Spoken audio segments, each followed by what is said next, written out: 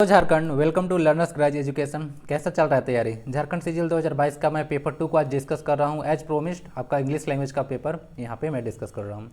Qualifying paper यह होगा, आप लोगों को मालूम होगा कि 60 क्वेश्चन हिंदी लैंग्वेज से और 60 क्वेश्चन आपका इंग्लिश लैंग्वेज से पूछा जाएगा। और दोनों में आपका हिंदी ग्रामर और इंग्लिश ग्रामर पूछा जाने वाला है। प्लस में कुछ अनसीन पैसेज भी रहेंगे, बहुत हिंदी और इंग्लिश से। क्वालिफाई पेपर रहना है, हिंदी और इंग्लिश दोनों मिला के 30% आपको लाना है। इतना भी नहीं ला पाओगे यार तो आपको आगे कॉपी चेक नहीं किया जाएगा। इसीलिए ये पेपर जो है सब बहुत ज़्यादा जरूरी है कि आपको इसमें पास होना जरूरी है। ठीक है, तो चलिए शुरू करते हैं आज। और हाँ देखिए, इंग्लिश लैंग्वेज का जो पोर्शन है, ग्रामर का पोर्शन एक बहुत बड़ा पोर्शन है। ठीक है, उसमें आप अगर शॉर्टकट में पढ़ के जाओगे तो यार आप इतना मतलब पॉसिबिलिटी नहीं कर सकते हो कि आप गेट इन हो जाइएगा उसमें। ठीक है, एग्जाम में। तो यहाँ से यार डिटेल्स में इसको पढ़ना ही पड़ेगा। तो मेरा जो जितना कोशिश रहेगा, मैं कोशिश करूँगा कि हर एक कॉन्सेप्ट को आपको डिस्कस कर दिया जाए। ओके, तो चलिए शुरू करते हैं आज का पेपर 2 का इंग्लिश लैंग्वेज। ओके, पेपर 2 का मेंस का पेपर 2 है। ठीक है, उसमें अब इंग्लिश लैंग्वेज पूछा जाएगा, याद रखिएगा। तो चलिए देखते हैं आज से फर्स्ट क्वेश्चन है। यहाँ से ना किसी एक झारखंड जेएसएससी के एग्जाम में ही सारा क्वेश्चन पूछा जा चुका है, प्रीवियस ईयर क्वेश्चन है। बाकी मैं सिलेबस और प्रीवियस ईयर कुछ देकर नया पीपीटी तैयार कर रहा हूँ। जल्द ही आपको और ज़्यादा वीडियो मिलने वाले हैं इस पर। तो फर्स्ट क्वेश्चन यहाँ से देखेंगे, सी इज़ डैश ऑनेस्ट लेडी। देखिए फर्स्ट ऑफ ऑल कुछ ऐसे वर्ड होते हैं ऑनेस्ट। तो ऑनेस्ट होता है, इसको हम लोग होनेस्ट नहीं पढ़ते हैं, ह साउंड वर्ड नहीं होता है, अ आ रहा है। तो अ एक स्वर है, स्वर यानी कि वोवेल है। ए ई आई यू के पहले आर्टिकल एन लगता है, बात समझ में आ रही है? तो ऐसे इसके पहले आर्टिकल एन लग गया। थोड़ा सा चीज़ और याद रखिएगा आप लोग, यहाँ से जो जरूरी चीज़ें होगी देखिए बताता जाऊँगा। जैसे यूरोपियन होता है, यूरोपियन तो है तो ई, लेकिन इसके पहले आर्टिकल एल ए लगता है। ठीक है, और बाकी जितना भी शॉर्ट फॉर्म होता है, एम एल ए हो गया। एम एल ए तो लग रहा है कि एम है, लेकिन इसके पहले एन लगेगा। क्यों? एम एल ए से स्टार्ट हो रहा है इसका प्रोनाउंसिएशन, समझ में आ रहा है? तो ये सब कुछ याद रखिएगा। इंजीनियर तो इसके पहले क्या लगेगा? इसके पहले एन लगेगा। तो इसमें कन्फ्यूजन वगैरह ऐसा नहीं होना चाहिए आपका। ए यू आई ओ यू के पहले क्या लगता है? आर्टिकल एन लगता है। और जनरली वॉवेल, ठीक है, वॉवेल साउंड वर्ड के पहले और कॉन्सोनेंट साउंड वर्ड के पहले आर्टिकल ए लगता है। तो इतना सारा पता होगा। आर्टिकल्स आपका सिलेबस में मेंशन कर चुका है जेएसएससी। ठीक है, तो इस पर क्वेश्चन बनेगा ही बनेगा। तो इसमें याद रखिएगा, कुछ यहाँ से कन्फ्यूजन होता है। एमएलए के पहले ए लगेगा कि एन लगेगा? तो एन लगेगा, ये सब याद रखिएगा। साउंड वर्ड ए आता है, एमएलए। ओके, तो इस तरह से यहाँ से अगर देखिएगा तो यहाँ से ऑनेस्ट अ साइन वर्ड आ रहा था, इसीलिए आर्टिकल एन लग गया। तो बहुत लोग एच देखकर सीधे आप ए लगा के मत चले आना। ठीक है, गलत हो जाएगा। ठीक है, और आर्टिकल द तो लगेगा ही नहीं। ठीक है, यहाँ से देख लीजिएगा, काउंटेबल नाउन के बारे में बात कर रहा है। ठीक है, तो ए और एन लगता है। द तो बहुत बड़ा कॉन्सेप्ट है, उसमें देखेंगे हम लोग बाद में अगर आएगा तो क्या हो गया? Honest lady, she is an honest lady. तो बात समझ में आ गई। अम्ब्रेला के पहले क्या लगेगा? अम्ब्रेला एन लगेगा, दैट सिंपल। तो बहुत ईजी चीज़ें हैं यार, इसको थोड़ा सा माइंड में रखना है। ओके, तो इसका आंसर एन हो गया। नेक्स्ट क्वेश्चन को मूव करते हैं। The doctor had dash smile. Doctor had dash friendly smile. तो क्या होगा? एक स्माइल के बारे में बात कर रहे हैं, तो इसमें आर्टिकल ए लगेगा। एन तो लगेगा नहीं, मैं डिस्कस कर चुका हूँ। एफ जो है से कॉन्सोनेंट साउंड है, वर्ड है, तो इसका क्या हो गया? एफ हो गया। तो एन तो लगने से रहा, द लगे नहीं। द फ्रेंडली स्माइल नहीं होता है, अ फ्रेंडली स्माइल। देखिए, एक मुस्कुराया जिसको हम लोग काउंट करते हैं कि एक फ्रेंडली स्माइल दिया। ठीक है, तो एक फ्रेंडली स्माइल, तो आर्टिकल अ लगेगा। ठीक है, और आर्टिकल अ का यूज थोड़ा सा मैं यहाँ पे चर्चा अगर करूँ तो आर्टिकल ए का यूज हम लोग फर्स्ट टाइम इंट्रोडक्शन के लिए यूज करते हैं। याद रखिएगा, आर्टिकल अ का यूज फर्स्ट टाइम इंट्रोडक्शन के लिए यूज करते हैं, और आर्टिकल द का यूज हम लोग करते हैं जब सेकेंड टाइम इंट्रोडक्शन के लिए यूज होता है। जैसे आई सा अ मैन, क्या बोला? आई सा a man who was blind. तो अगर इसको कनेक्ट करिएगा और दो सेंटेंस में स्प्लिट करेंगे तो क्या होगा? I saw a man, the man was blind. यानी फर्स्ट टाइम इंट्रोडक्शन के लिए आर्टिकल अ, लेकिन सेकंड टाइम अगर उसके बारे में बात करेंगे तो आर्टिकल द यूज होता है। बहुत बड़ा मतलब इंपॉर्टेंट कॉन्सेप्ट है, इसको याद रखिएगा। ठीक है, चलिए नेक्स्ट स्लाइड को मूव करते हैं। आई होप कि समझ में आ चुका होगा। नेक्स्ट पोर्शन है, देखिए ये क्वेश्चन एक कंट्रोवर्शियल क्वेश्चन है। बहुत सारा लोग जो है से इसमें करते क्या हैं कि देखिए, आज इसको थोड़ा सा ध्यान से देखिएगा और समझने की कोशिश कीजिएगा। पहले तो my wife is good in French होगा। बहुत लोग इसको एट फ्रेंच लगा देते हैं, लेकिन एट नहीं होगा, एट गलत यूज होगा। सही यूज इन ही होगा, क्योंकि एक फ्रेंच सब्जेक्ट होता है। क्या होता है? इन। जो फ्रेंच है एक सब्जेक्ट है, आपको अगर मालूम होगा, लैंग्वेज है, सब्जेक्ट है। तो देखिए, इन लगता है सब्जेक्ट के केस में। तो यानी कि मैं बात करना चाह रहा हूँ कि मेरी वाइफ जो है से फ्रेंच बोलने में, उसको लिखने उखने में सही है, तो उसमें इन का यूज करते हैं। ऐट कहाँ लगाते हैं? जैसे मान लेते हैं कि हम अगर गुड होता है, गुड एट इंग्लिश और गुड एट जो अगर बात करते हैं हम, तो गुड एट डूइंग हम लोग इंग्लिश बोल सकते हैं, good at speaking English, good मतलब गुड अगर यूज करते हैं उसके बाद एट अगर आप लगाते हैं, ठीक है, प्रीपोजिशन, तो उसके बाद डूइंग समथिंग का यूज होना चाहिए, यानी कि we are good at doing something, तो ऐसा कुछ होना चाहिए, ठीक है। डायरेक्ट गुड एट इंग्लिश या गुड एट मैथमेटिक्स यूज नहीं होता है, गुड इन मैथमेटिक्स या गुड इन इंग्लिश ही यूज होगा, एट यूज नहीं होगा। लेकिन हाँ, अगर बोल देगा कि he is good at solving mathematics तो वो बिल्कुल सही होगा। ऐट के बाद अगर सोल्विंग बोलेगा, स्पीकिंग बोलेगा, तो बिल्कुल सही यूज होता है। तो याद रखिएगा, डायरेक्ट सब्जेक्ट आएगा तो ऐट आप लोग को नहीं लगाना है, इन लगाना है। लेकिन अगर गुड एट स्पीकिंग इंग्लिश होगा या स्पीकिंग फ्रेंच होगा तो वहाँ पे ऐट का यूज सही होगा। तो बात समझ में आ गया है, तो कहाँ इन और कहाँ ऐट यूज करना है। ओके, तो यहाँ समझ लीजिएगा, गुड इन हो जाएगा आपका, क्या हो जाएगा, good in mathematics, good in French हो जाएगा। बात समझ में आ रही है, ऐट का यूज नहीं होगा। हाँ, लेकिन अगर गुड इन स्पीकिंग फ्रेंच रहता तो इन नहीं ऐट लगाते, he is good at speaking French. बात समझ में आ गई, तो डूइंग समथिंग का यूज आएगा तब ऐट, अदरवाइज सिर्फ सब्जेक्ट आएगा तो इन लगाइएगा। बहुत इंपॉर्टेंट कॉन्सेप्ट है, बहुत बड़ा कॉन्सेप्ट है, लोगों को समझ में नहीं आता है, ठीक है। इनटू का यूज हम लोग मोशन के लिए यूज करते हैं, इससे रिलेटेड एक क्वेश्चन आ जाएगा, ठीक है। तो प्रीपोजिशन एक चैप्टर मेंशन कर रखा है, ऐसे तो सारा ही चैप्टर को मेंशन करके रख चुका है जेएसएससी, ठीक है। तो आपको सब पढ़ना ही पड़ेगा। पोर्शन तो बहुत बड़ा है, लेकिन कोशिश करता हूँ, देखता हूँ कितना कवर हो पाता है। 30% तो लाने हैं। आई like both dogs dash cats, क्या लगना चाहिए, आल्सो, बट, एंड या इफ, क्या लगना चाहिए। तो देखिए, कुछ लोग तो अगर I like dogs but cats तो होगा नहीं, इतना तो कॉमन सेंस आप लोग को होगा। Also, I like dogs also cats use नहीं होगा। देखिए क्यों नहीं होगा, तो एक आप लोग पढ़े होंगे कोरिलेटिव कंजक्शंस के बारे में, तो बोथ के साथ एंड लगता है, याद है आपको, बोथ राम एंड श्याम, तो बोथ के साथ एंड का जो होता है कनेक्शन होता है, कॉम्बिनेशन होता है, कोरिलेटिव कंजक्शन बोथ एंड होता है। तो इसको याद रखिएगा, बोथ के साथ एंड लगता है, तो आंसर हो गया सही। और याद रखिएगा, एंड जो है से same type of word, same type of sentence को क्या करता है, कनेक्ट करता है। लेकिन बट जो है से कॉन्ट्रास्टिंग सेंटेंस को ऐड करता है, जैसे कि मेरे पास पैसे हैं परंतु मैं खर्च नहीं करना चाहता हूँ, I have money but I do not want to spend them. Okay, तो यहाँ पे ऐसे यूज कर सकते हैं। बट का यूज निगेटिव सेंटेंस में कर सकते हो आप लोग, कॉन्ट्रास्ट को दिखाने के लिए, यानी विरोधाभास को दिखाने के लिए। बात समझ में आ रही है, तो बट का यूज वहाँ होता है। और सेम टाइप का मीनिंग वगैरह सेंटेंस या वर्ड्स में एंड यूज करते हैं। तो हम लोग को कुत्ता और बिल्ली दोनों पसंद है तो बोथ डॉग्स एंड कैट्स हो जाएगा, आई लाइक। ओके, समझ में आ चुका होगा। तो एंड का यूज होगा, बट का यूज कॉन्ट्रास्ट यूज करने के लिए, अपोजिट सेंस देना होगा तहाँ यूज करना, ठीक है। इफ का तो आप लोग जानते होंगे, इफ मतलब यदि होता है, रीजन वगैरह डालने के लिए यूज करते हैं आप सबसे पहले। तो आई होप कि समझ में आ चुका होगा। बोथ का यूज याद रखिएगा, बोथ एंड होता है। अच्छा, कुछ कुछ कोरिलेटिव कंजक्शंस बताता हूँ, जैसे इधर और होता है, आप लोग मालूम होगा, निदर नॉर होता है, ठीक है, निदर नॉर होता है, बट एल्सो होता है, बट अरे नहीं, बट एल्सो नहीं होता है, वो होता है आपका नोट ओनली बट एल्सो। क्या होता है, नोट ओनली बट एल्सो का यूज होता है, तो ठीक है, नोट ओनली बट एल्सो।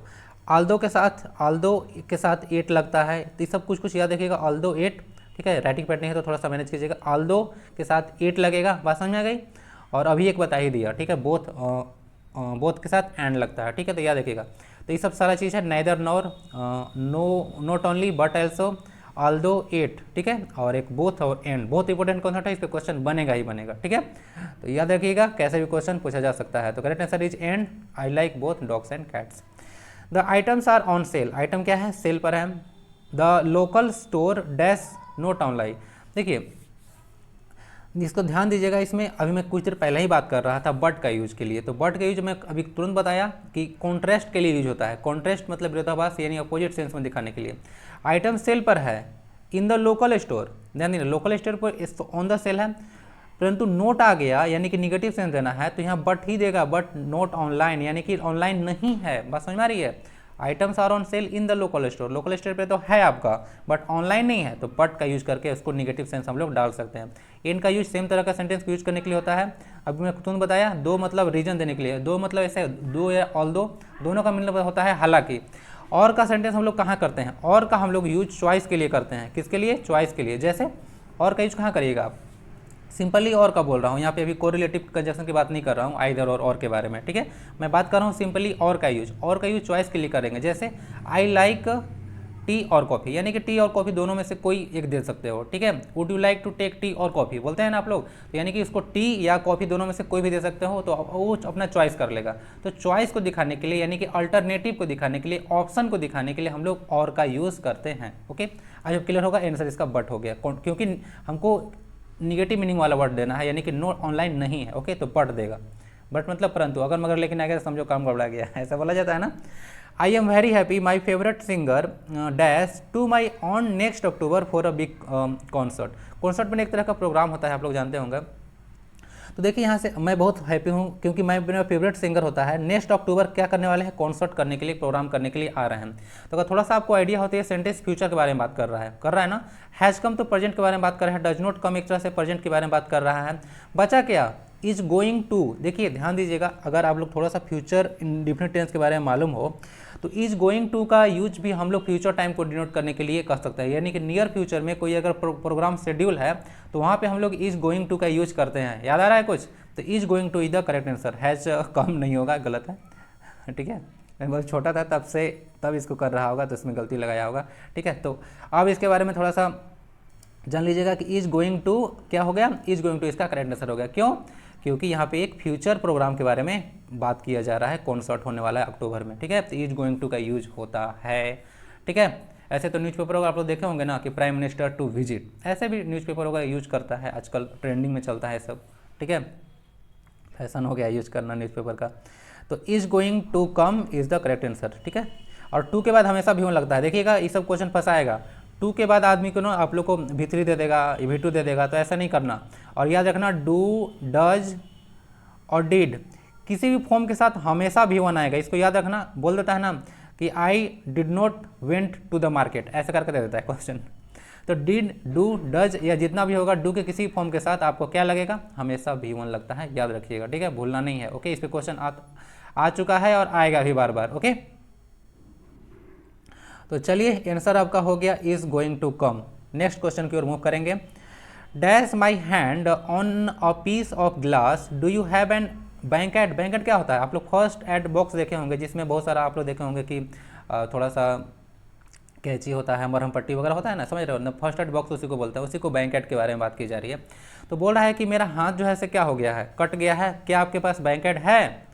तो कट गया है उसके बाद ना गए हो, यानी कि एक काम पहले खत्म हो चुका है, और जो काम पहले खत्म हो चुका होता है प्रेजेंट टाइम में, उसके लिए हम लोग प्रेजेंट परफेक्ट का यूज करते हैं, यानी कि सब्जेक्ट प्लस हैज और है प्लस भी3 का यूज करते हैं। क्या करते हैं, सब्जेक्ट प्लस हैज या है प्लस भी3 का यूज करते हैं। ओके, हैज या है प्लस भी3 का यूज करते हैं। तो सेंटेंस में आई हैव कट हो गया।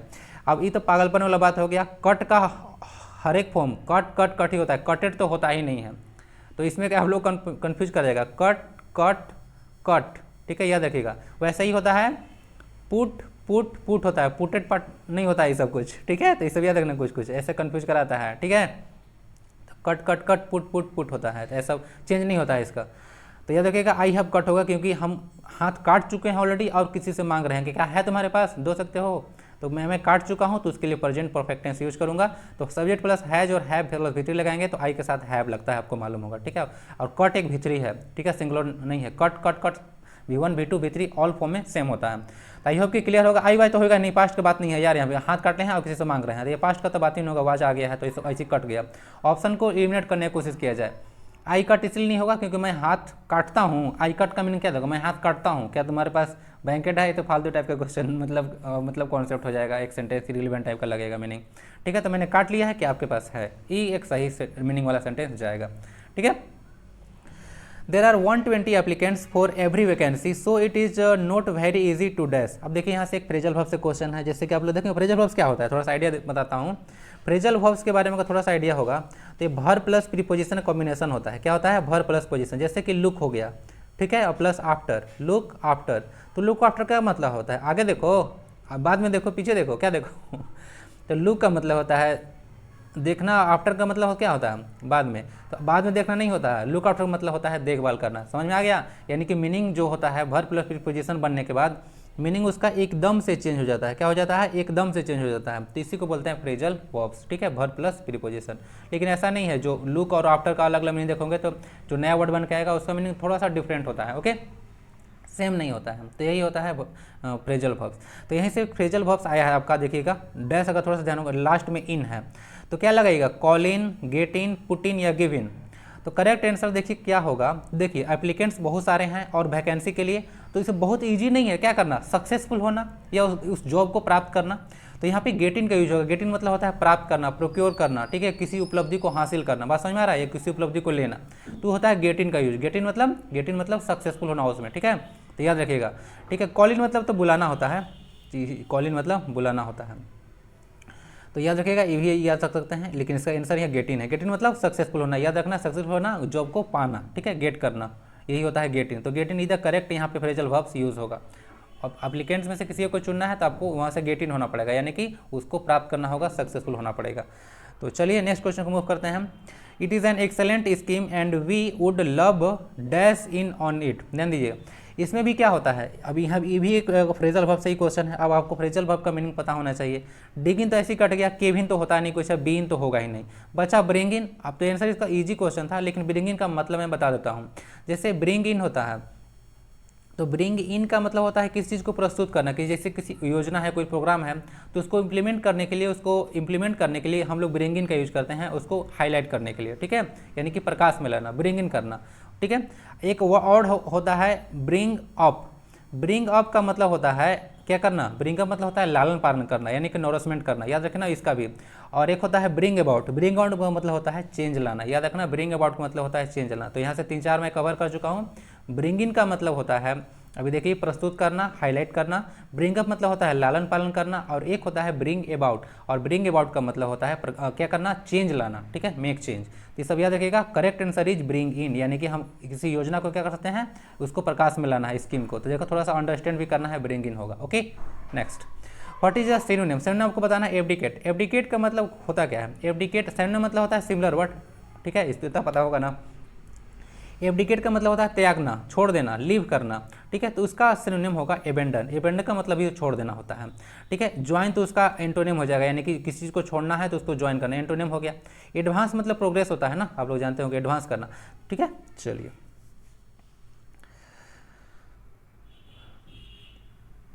नेक्स्ट क्वेश्चन होता है what is the antonym. Antonym मतलब वही अपोजिट मीनिंग वाले वर्ड्स। मिटिगेट का मतलब होता है कम करना, क्या करना, कम करना। तो क्या होगा, अबेट, इंटेंसीफाई, काल्म या कंपोज, क्या होगा। देखिए हमको एंटोनिम यानी कि अपोजिट में होना है, तो मिटिगेट मतलब कम करना, तो इसका मतलब होता है ज़्यादा करना। तो यानी इंटेंसीफाई करना, यानी कि किसी चीज़ की तीव्रता को बढ़ा देना, उसको इंटेंसीफाई करना बोलते हैं। तो इसका आंसर हो गया क्या होता है उसका, बी हो गया। एबेट और काम दोनों का मतलब होता है, इसका सिनोनिम हो जाएगा ना, मिटिगेट का सिनोनिम यानी सिमिलर मीनिंग वाला वर्ड हो जाएगा। एबेट और काम दोनों का मतलब होता है कम करना, ठीक है, किसी चीज़ को कम करना, ठीक है। तो इसका सिनोनिम हो गया, वर्ड करेक्ट आंसर इंटेंसिफाई इसका एंटोनिम हो गया। जो मीनिंग है आप लोग उसको समझ लेना। कंपोज का मतलब होता है बनाना, कंस्ट्रक्ट करना, ठीक है, याद रखना compose.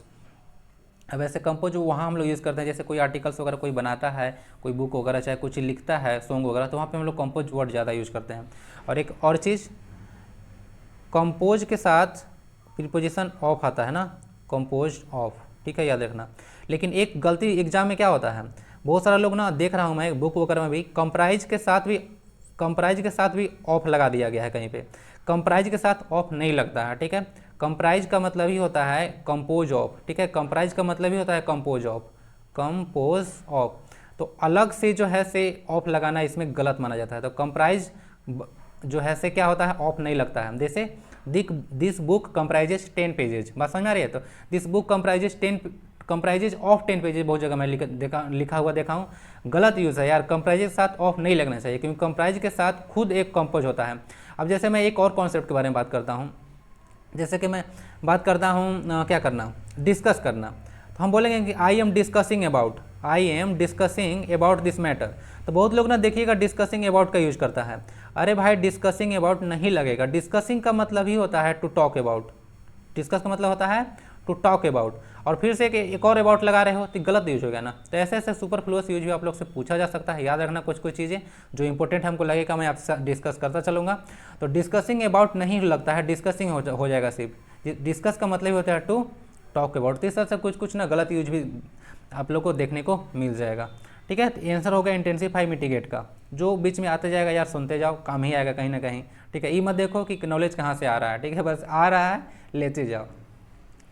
Oil is mostly dash by trucks in India. अब देखिए यहाँ से ट्रांसपोर्टेड, मूव, ट्रांसमिटेड या ट्रेवल्ड। अब तो ऑयल तो ट्रेवल करेगा नहीं अपने से भाई। ट्रांसमिट देखो जनरली हम लोग लाइट वगैरह का सेंस वगैरह में ट्रांसमिट जो होता है, सिग्नल वगैरह को भेजने में हम लोग ट्रांसमिट वर्ड यूज करते हैं, ठीक है। सिग्नल वगैरह हो गया, चाहे लाइट वगैरह कभी कभी एक जगह दूसरी जगह था उसमें ट्रांसमिट वगैरह यूज करते हैं, जनरली सिग्नल्स ही में यूज होता है। मूव अपने आप तो मूव करेगा नहीं, मोस्टली मूव्ड बाई ट्रक्स, अपने आप मूव कर जाएगा नहीं, तो इसको मूव किया जाता है, ठीक है। अब ध्यान से देखिएगा थोड़ा सा, तो यहाँ से एक पैसिव सेंटेंस है ना, oil is mostly transported by, तो ट्रांसपोर्टेड यानी कि एक जगह दूसरी जगह भेजने के लिए हम लोग ट्रांसपोर्ट का यूज करते हैं। तो oil is mostly transported by trucks in India, याद रखिएगा, ठीक है। तो ट्रांसपोर्ट एक मीनिंग बेस्ड क्वेश्चन था, इसका मतलब करेक्ट मीनिंग वाला वर्ड ढूंढिए और उसको फिल कर दीजिए, ठीक है। तो यहाँ पे ट्रांसपोर्टेड लग जाएगा। नेक्स्ट क्वेश्चन को मूव करते हैं। आई कैन नॉट कॉन्सेंट्रेट, मैं कंसंट्रेट यहाँ पे अपना ध्यान एकाग्रित नहीं कर पा रहा हूँ। हियर इज टू मच, ध्यान दीजिएगा, टू मच क्या है, पीपल है, डिस्ट्रैक्शन है, कॉन्ट्रैक्शन है या साउंड है। तो देखिए अगर मेरा ध्यान वगैरह जो है से कॉन्सेंट्रेट नहीं हो पा रहा है तो कहीं ना कहीं से क्या आ रहा है, कहीं से कोई डिस्ट्रैक्शन आ रहा है, ठीक है, साउंड आ रहा है, यानी कोई डिस्ट्रैक्शन हो रहा है, किसके चलते, साउंड के चलते, ठीक है ना। टू मच डिस्ट्रैक्शन नहीं होगा। अब डिस्ट्रैक्शन क्यों नहीं होगा समझिए, डिस्ट्रैक्शन होना जो है से किसी, जब कोई सोर्स से कुछ निकलेगा तभी तो कुछ होगा। जब साउंड निकल रहा है तो डिस्ट्रैक्शन का खुद एक सोर्स बन जा रहा है, तो यहाँ से साउंड के चलते आपको डिस्ट्रैक्शन हो रहा है। डिस्ट्रैक्शन वर्ड यहाँ पे यूज नहीं होगा, ठीक है। यहाँ पे टू मच साउंड है जिसके चलते आपको डिस्ट्रैक्शन हो रहा है, जिसके चलते आप कॉन्सेंट्रेट नहीं कर पा रहे हो किसी पार्टिकुलर टॉपिक पे, ठीक है। तो यहाँ पे टू मच साउंड यानी कि बहुत ज़्यादा साउंड है। मैं अभी डिस्कस करूंगा, अभी वीडियो ज़्यादा लॉन्ग नहीं करना चाहता हूँ। टू मच समथिंग और मच टू का यूज मैं बताऊंगा, अब नेक्स्ट पार्ट में मैं डिस्कस करूंगा तब एक क्वेश्चन डालूंगा, ठीक है। तो चलिए इसको, यह करेक्ट आंसर हो गया साउंड।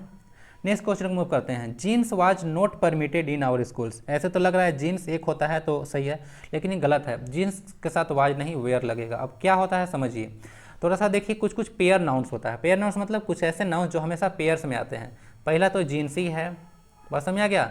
फिर आपका होता है ना स्पेक्टेकल्स, चश्मा वगैरह देखे होंगे, स्पेक्टेकल्स। गूगल्स भी आप लोग यूज कर सकते हैं, ठीक है। सीजर्स, SCISSORS, सीजर्स मैंने कैंची। तो ये सब देखिएगा, हमेशा जो वर्ड्स होता है, हमेशा जो सब वर्ड्स होता है उसके लास्ट में एस लगा होता है, हमेशा ये सब पेयर्स में होता है भाई, पेयर्स में होता है। जैसे कि कैंची का एक काम आएगा नहीं ना, और ये सब पेयर्स नाउन होता है और ये हमेशा प्लूरल होता है।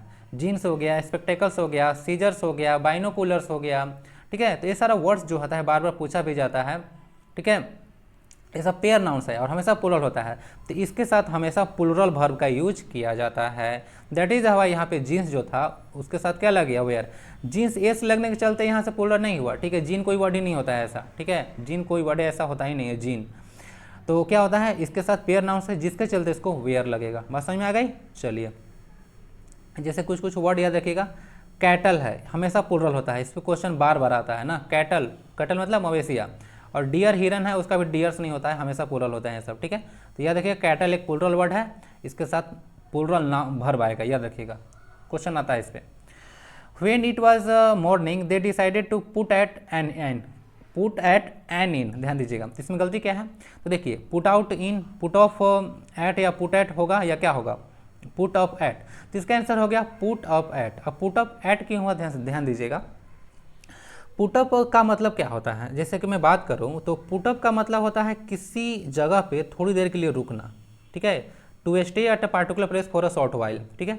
जैसे कि आई वाट वेट और stopped for 2 minutes at Latehar, okay, in my journey to Ranchi, ठीक है। तो ऐसे एक सेंटेंस अगर बनाता हूँ तो वहाँ पे रुकने के सेंस में हम लोग ये पुटअप का यूज करते हैं। तो वहाँ पे देख लीजिएगा थोड़ा सा सेंटेंस में, when it was morning they decided to put up at inn. अगर इट वाज क्या था, मॉर्निंग था, तो इसीलिए क्या हो गया, उन लोग जैसे एक रुकने के लिए क्या किया, कोशिश किया कि एक जगह इन में हो रुक जाए। इन का मतलब होटल होता है ना, इन का मतलब क्या होता है, होटल।